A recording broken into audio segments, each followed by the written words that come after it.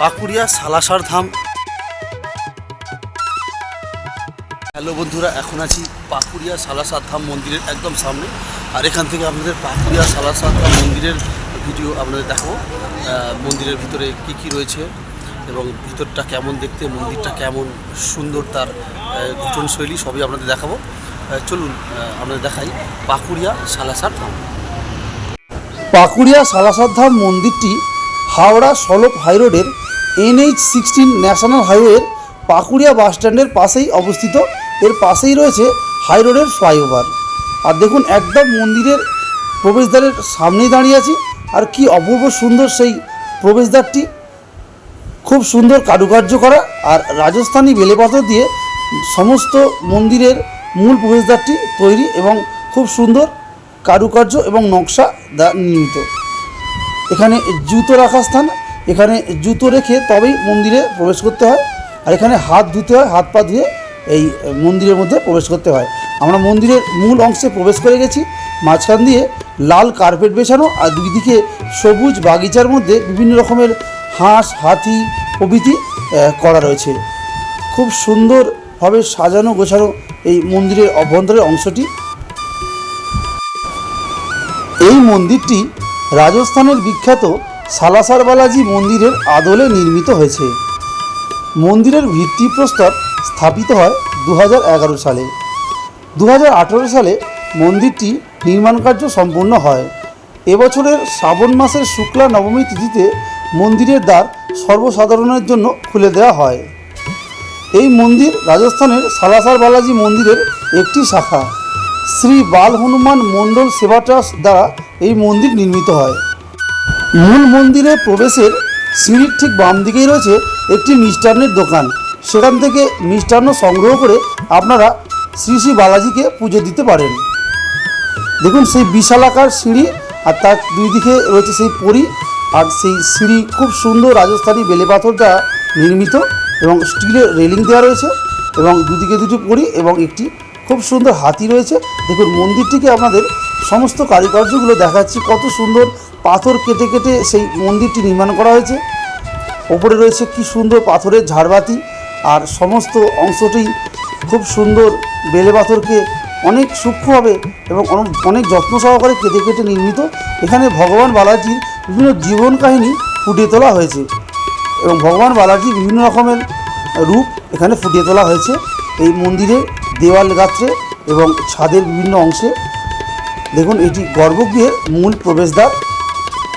আর এখান থেকেই শ্রী বালাজিকে আপনাদের দর্শন করাচ্ছি, কারণ মন্দিরের গর্ভগৃহের মধ্যে ক্যামেরা নিষিদ্ধ, তাই দূর থেকে জুম করেই আপনাদের দেখাচ্ছি। আর কি অপূর্ব সেই কারুকার্য দেখুন, রাজস্থানী শিল্পকলার এক অপূর্ব নিদর্শন এই পাকুড়িয়া সালাসার ধাম।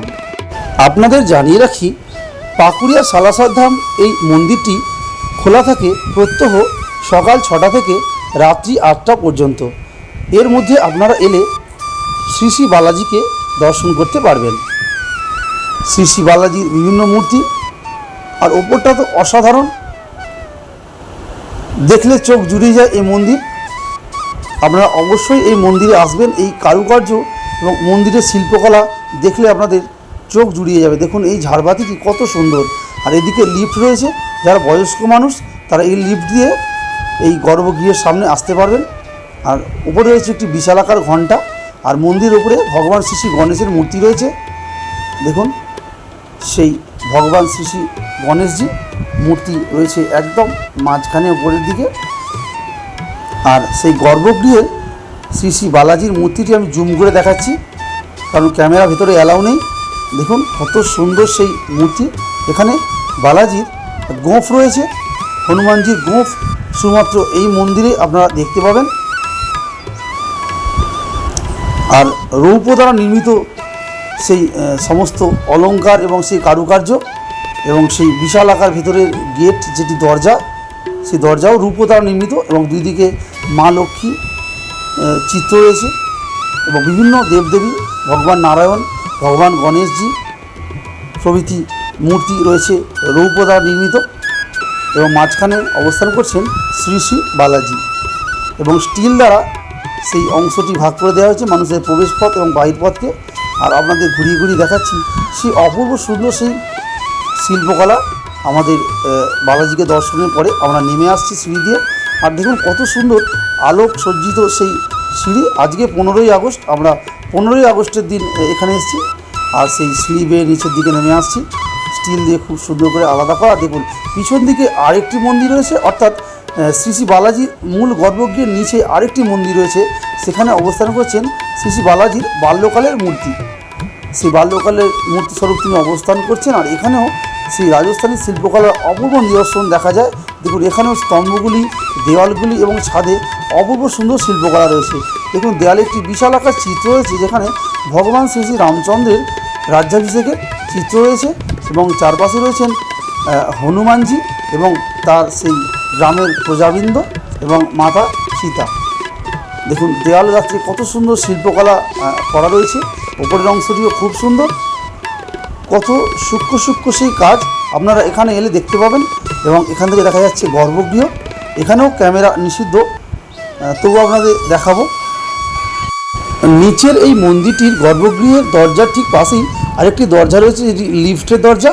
আর দেখুন এখান থেকে আপনাদেরকে জুম করে আমি দেখাচ্ছি সেই শ্রী শ্রী বালাজির বাল্যকালের সেই চিত্র, যেটি এখানে পূজিত হয় সেই চিত্র। এবং এখানেও রৌপ্য দ্বারা নির্মিত দরজা এবং খুব সুন্দর কারুকার্য করা বিভিন্ন নকশা এখানে করা রয়েছে।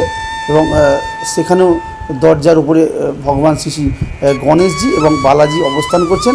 এবং মন্দিরের ভিতরে গর্ভগৃহের উপরে একটি বিশালাকার ঝাড়বাতি রয়েছে, যেটি এই গর্ভগৃহের এক বিশেষ আকর্ষণ। আর এই দেখুন এখানে দেওয়ালে কত সুন্দর রাজস্থানী বেলে পাথরের কারুকার্য এবং নকশা রয়েছে।